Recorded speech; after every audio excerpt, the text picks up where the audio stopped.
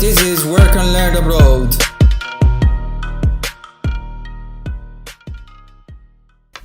Bienvenidos a esta nueva entrega del podcast Work and Learn Abroad. En esta ocasión tenemos en nuestra edición en español a Alberto del Moral. ¿Qué tal, Alberto? Hola, muy bien. Aquí estamos cerrando el día de trabajo ya. Sí, pues ha sido un día ajetreado y acá tuvimos bastantes sorpresas durante el día. Así que... Bastante positivas. Bastante positivas, gracias a Dios. Tal vez para comenzar un poco, Alberto nos va a contar la experiencia de él de vivir fuera del país, nos va a dar un poco de consejos acerca de cómo conseguir trabajo fuera del país y también cómo reaccionar hacia las ofertas o negociaciones cuando se está con alguna empresa que está fuera del país. Además nos va a dar algunos consejos acerca de qué cosas esperar. Así que manténganse en línea y Alberto, tal vez nos contás un poco acerca de vos. De acuerdo, pues me llamo Alberto del Moral y soy de España, soy de Toledo, que es una ciudad de unos 70.000 habitantes, un poquito al sur de Madrid, una de las ciudades, por decirlo así, históricas de Castilla, de la zona centro. Pero al margen del turismo y ese tipo de cosas tampoco hay mucho que hacer allí en términos de trabajo y de estudios, así que cuando terminé mis estudios allí, cuando terminé el instituto y el bachillerato, fui a la zona sur de Madrid a estudiar y estudié ingeniería informática, que en aquel momento era una carrera de 5 años. Empecé en 2007 y si todo iba bien, la cosa era terminarlo en torno a 2012, 2011-2012. Estudié en la Universidad Carlos III en Leganés.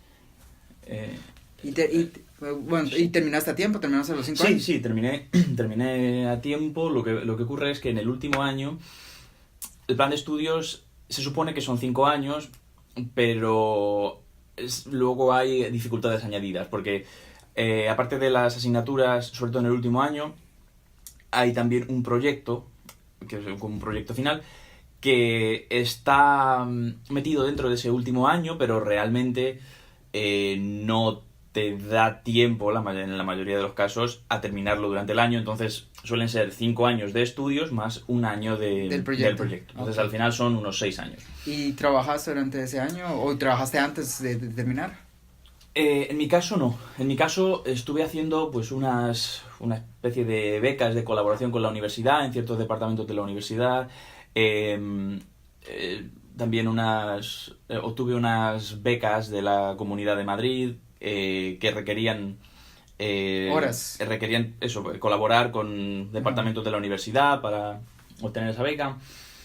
Entonces al final, también se daba la situación de que en mi caso en España empezaron a implantar un nuevo modelo académico, que era lo que llamaban el Plan Bolonia, que era básicamente para ajustar los planes de estudio de España a un sistema, digamos, uniforme a nivel europeo.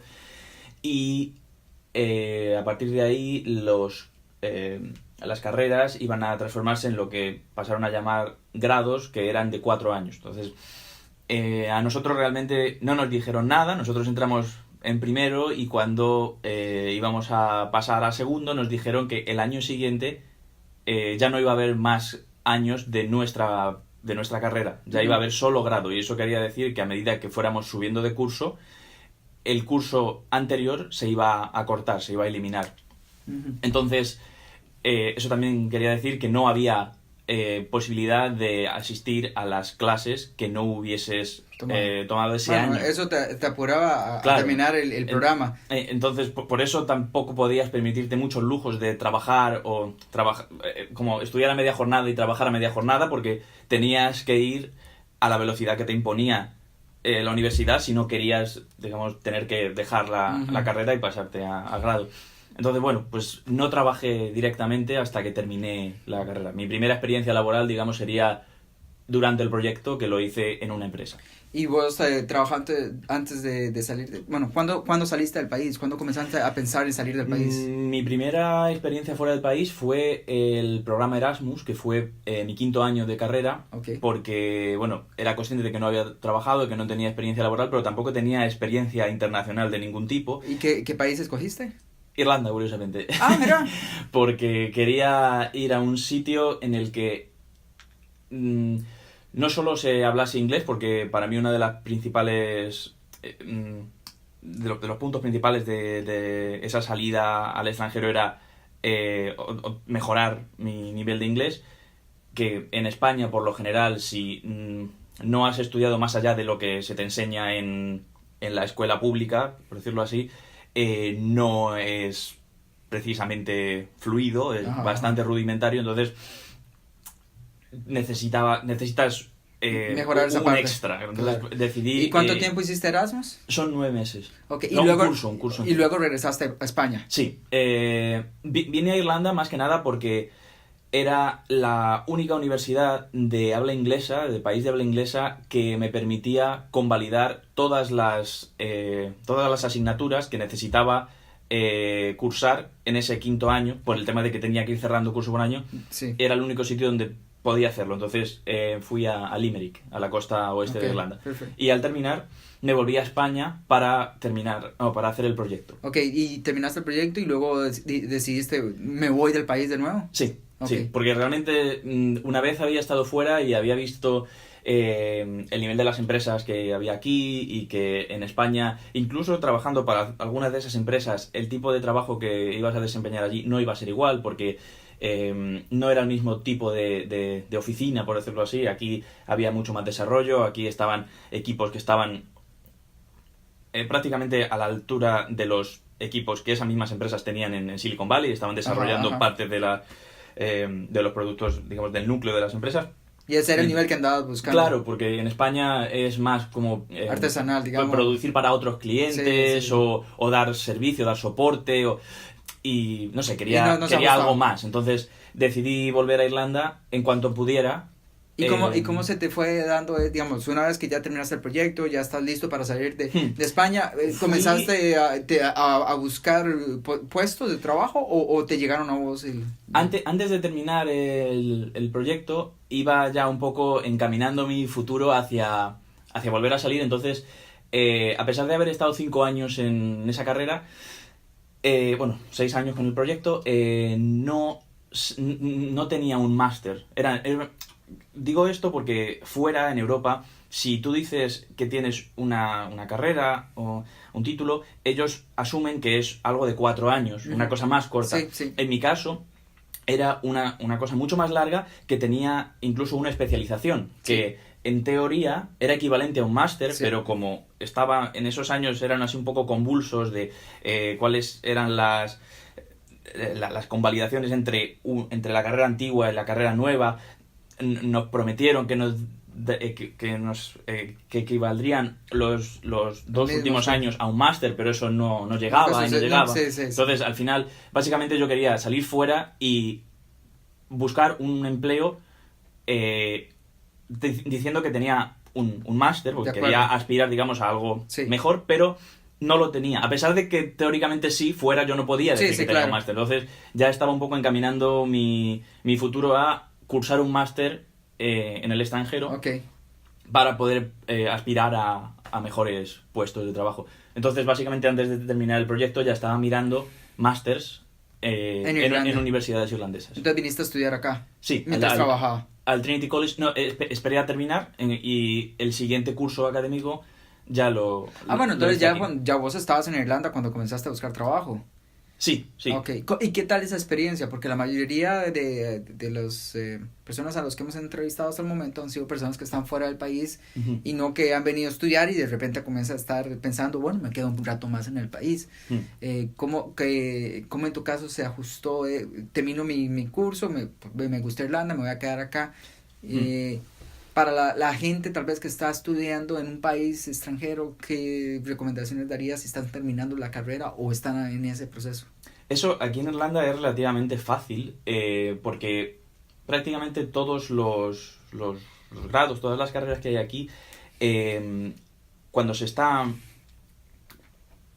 acercando ya, digamos, los últimos años, bueno, aquí si se estudia una carrera completa, los últimos 2 años son prácticas, creo que es aproximadamente la mitad del tiempo o durante los veranos, pero hay ya prácticas profesionales en empresas antes de terminar la carrera. Entonces, en muchos casos, si la empresa en la que has hecho esas prácticas le gusta cómo trabajas, es muy probable que que esperen a que terminen la carrera para ofrecerte un puesto de trabajo permanente. Aquí en Wordy ocurre, aquí hay muchos practicantes, interns sí. que vienen durante el verano, durante 3 meses, y luego vuelven otra vez a la universidad, y así lo hacen quizá durante 2 años, y luego ya al final, si tienen, digamos, un buen historial aquí en Wordy, y Wordy les parece que funcionan bien, les ofrecen un puesto Claro. permanente.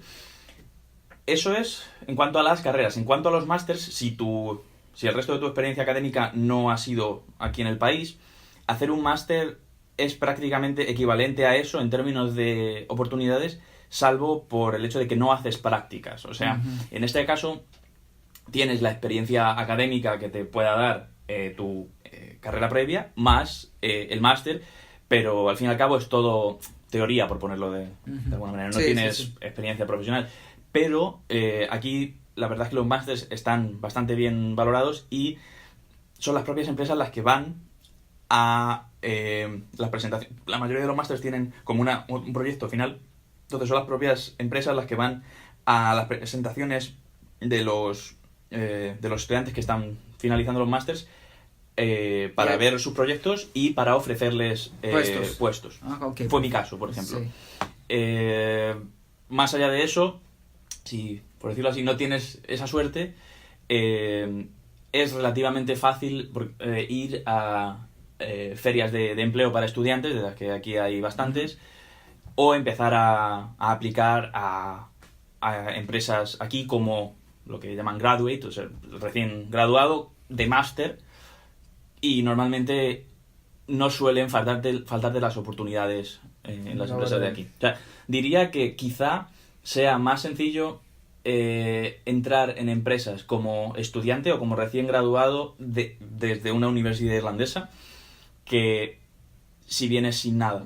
Ok, perfecto. Y si imaginémonos que hay algún hablante hispano o de habla española que está en algún país, incluyendo España, donde tiene la movilidad para moverse por el resto de Europa y piensa, bueno, continúo mi maestría, me dedico a trabajar, bueno, vos has vivido un poco de los dos mundos. ¿Qué consejo les darías a esas personas para tomar esa decisión? No es que vas a tomar la decisión por ellos, pero ¿qué consejos podrías decirle? Mira, pensá en esto otro. Yo, a través de mi experiencia, lo que me he dado cuenta es que he perdido mucho tiempo estudiando. Suena un poco feo, pero lo que quiero decir ahí es he pasado mucho tiempo, muchos años de mi vida estudiando asuntos teóricos, en muchos casos obsoletos, que no están acorde con lo que se te va a exigir en un entorno profesional. Sí. Para cuando quieres, digamos, catapultar tu vida profesional, tu carrera profesional al siguiente nivel, muchas veces pues, lo haces, comienzas y cuando ya están las cosas bien, miras hacia atrás y en retrospectiva te das cuenta de que has malgastado mucho tiempo. Eso suele ser común porque muchas veces nunca sabes cómo hacer bien las cosas hasta que las haces mal o bien y luego ya puedes aprender de ellas. Sí. Pero digamos que mi enseñanza de todo eso ha sido que pasar 6, 7 años entre carreras, másters, proyectos, todo ese tipo de cosas es, en cierto modo, malgastar el tiempo. Porque es mucho más útil coger las nociones básicas de, por ejemplo, de informática y empezar a trabajar en una empresa y ver qué es lo que de verdad... Además, estas empresas grandes normalmente suelen trabajar con tecnologías punteras y entonces te das cuenta de cuáles son los verdaderos campos en los que tienes que profundizar y tienes que... Mientras que estando en la universidad adquieres mucha teoría, que muy posiblemente nunca vayas a utilizar y en muchos casos aprendes a aprobar, pero no aprendes conocimiento real que te vaya a servir en el futuro. Beto, y en el caso de que, bueno, también hay una diferencia cultural que uno puede notar entre Irlanda y yo lo digo entre Costa Rica y creo que según lo que vos me estás mencionando España, donde a veces en nuestros países se apunta más a cuánta cantidad de títulos tenés Sí. para acceder a un puesto, cuando en estas culturas irlandesas, no sé si anglosajonas podríamos decirlo, tienden un poco bueno, a qué puedes hacer vos en lugar de donde estudiaste. Sinceramente me parece mucho más acertado la postura anglosajona o lo que a mí me toca más de cerca, la irlandesa en concreto, porque yo he visto aquí chicos que tienen incluso 21 y 22 años y que están haciendo trabajos que a mí verdaderamente me sorprende que una persona con esa madurez, por decirlo así, sea capaz de afrontar las tareas que se le asignan. Pero, en cierto modo, te hace madurar más rápido a nivel profesional. Yo te diría que en mi promoción, digamos, mi promoción universitaria, la mayoría de la gente estuvo en una burbuja hasta que terminó la universidad. Los únicos que no eran los que por situación familiar, económica, tenían que trabajar porque no les quedaba otra, y esa gente tenía un contacto con el mundo real era mucho más próximo a lo que luego iban a terminar haciendo. Entonces esa gente, en cierto modo, priorizaba otras cosas, porque se daba cuenta de que en la universidad, si lo que buscabas era el título, lo que tenías que hacer era aprobar, porque donde se aprende de verdad es metiéndote en el barro. Claro, claro. Entonces, aquí yo trabajo con gente que es... yo tengo 29 años y en esta empresa llevo 4. Sí, voy a hacer 4 ahora. Yo estoy trabajando ahora con chicos que han entrado hace 1 año, 2, y que tienen 4, 5 años menos que yo. Y son increíblemente buenos. Uh-huh. Y yo sé que mucha gente que yo conozco podría haber sido así de bueno a la edad de estos chicos, pero no tuvimos la oportunidad. No tuvimos la oportunidad ni la visión. Es muy difícil verlo cuando no sabes cómo funciona el mundo exterior. Por eso vuelvo a que se tienden a... En países en los que prima tanto tener títulos, en España hay mucha titulitis, que luego no vale... Luego en cierto modo,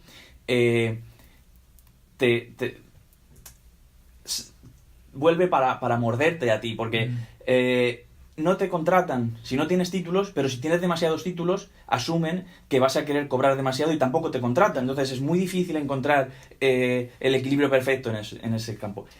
En cualquier caso, puedo asegurar que la gente que tiene muchos títulos, le contraten o no le contraten, es muy probable que haya perdido. A no ser que se vaya a orientarse a investigación o un ámbito muy académico, para un ámbito profesional es muy probable que haya perdido mucho tiempo de su vida en cosas que no van a ser relevantes a la hora de desarrollar una carrera profesional. Beto, y alejándonos de la parte profesional y pensando un poco en la parte individual y de experiencia como ya de vida cotidiana, vos como español, ¿has tenido algún shock cultural en Irlanda? ¿O qué cosas podrías decirnos que has encontrado como desafíos? El primero es el idioma, sobre todo si vienes de un país como España en el que, para bien o para mal, quizá diría más para mal que para bien, no tienes apenas contacto con la lengua inglesa porque se asume que puedes desarrollar tu vida normalmente únicamente en español. La televisión está en español, las películas están en español, se escucha en gran mayoría música española. Estás prácticamente expuesto a español la gran mayoría del tiempo. Y no se ve la necesidad de estudiar el inglés. Estos últimos años, con las turbulencias económicas que ha habido y la inestabilidad, la gente ha ido un poco dándose cuenta de que hay una necesidad real de estudiarlo y de aprenderlo para poder salir. Pero en España, hasta que no te das cuenta tú, es muy difícil que tu entorno te empuje hacia eso, porque realmente es que no tienes exposición al inglés, a no ser que ahora en internet veas series y ese tipo de cosas. Sí. Entonces, venir aquí diría, la persona media de al menos mi generación es un desafío en el sentido de que no tenemos fluidez en el idioma. Y los primeros meses cuesta. Al final te haces con ello, pero cuesta. En cuanto a otros shocks culturales, podría decir, a mí no me afecta tanto en particular, pero sé que a muchos españoles le afecta el tema del tiempo atmosférico aquí, del clima. El clima para muchos es duro. La comida también. La comida aquí, la tradición culinaria no es la mejor del mundo. No es tan fuerte, sí. Y bueno, incluso los productos que ahora ya sí que se venden pueden venir de España, pueden venir de Italia, pueden venir del sur, donde se supone que hay buenos productos, pero mandan un poco lo peorcillo. Los tomates no tienen sabor, las cosas que mandan aquí no. Sí. Entonces, bueno, la comida no puedes esperar que sea nada va a ser la como... misma de casa. Claro. Hay otro... ¿Y las relaciones interpersonales? Eso también diría que es muy propio de cada país, de cada cultura, porque supongo que ciertos países, ciertas culturas tendrán una mayor proximidad a la cultura anglosajona o aquí británica en este caso, porque aunque estemos en Irlanda, gran parte de la cultura es heredada de Gran Bretaña, y otros, quizás los del sur de Europa, tienen muchas más distancias a muchos niveles. En cuanto a la forma en la que simplemente se vive la vida es diferente. Bueno, no te diría que cuesta adaptarse, porque realmente, por ejemplo, Dublín es una ciudad muy internacional y aquí puedes encontrar gente de todos los sitios. Vas por la calle y estás oyendo muchísimos idiomas. Sí. Tienes mucha gente de tu país, tienes gente de otros países de habla hispana también. Al final puedes tener amigos locales, puedes tener amigos de tu país, digamos que puedes un poco configurar tu círculo un poco como quieras, porque hay muchas posibilidades. Pero yo lo que suelo ver es que la gente de habla hispana tiende a sentirse más cómoda, ya no solo porque no hablen inglés, pero quiero decir, no porque en las relaciones interpersonales no tengan que hablar inglés, sino porque creo que están más cercanos a nivel cultural con otra gente de habla hispana, no necesariamente de su propio país. Yo, por ejemplo, aquí estoy en mi grupo más cercano, estoy con argentinos, costarricenses, hay gente de muchos sitios de Sudamérica y de Centroamérica, y luego tengo también españoles, pero se nota que hay una diferencia cultural y en el fondo estás más a gusto entre ese tipo de gente. Lo puedes encontrar aquí.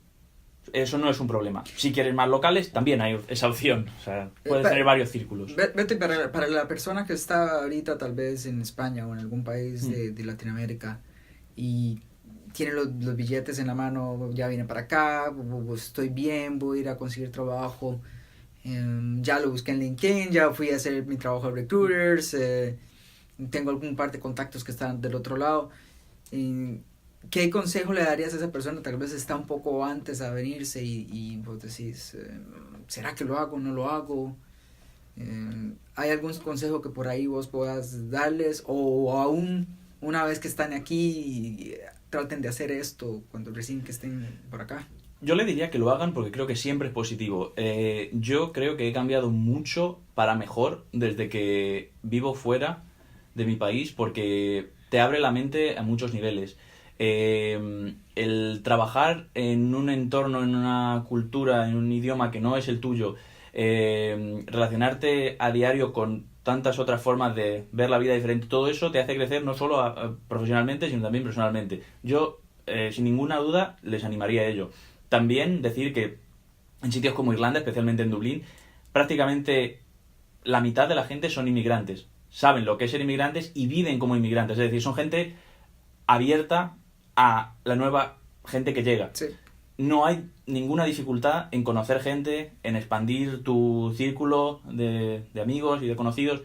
Es una cultura que da bastante la bienvenida a la gente de fuera. Hay algo que el irlandés yo no conocía antes de venir, y es que es bastante gentil, amigable. Sí.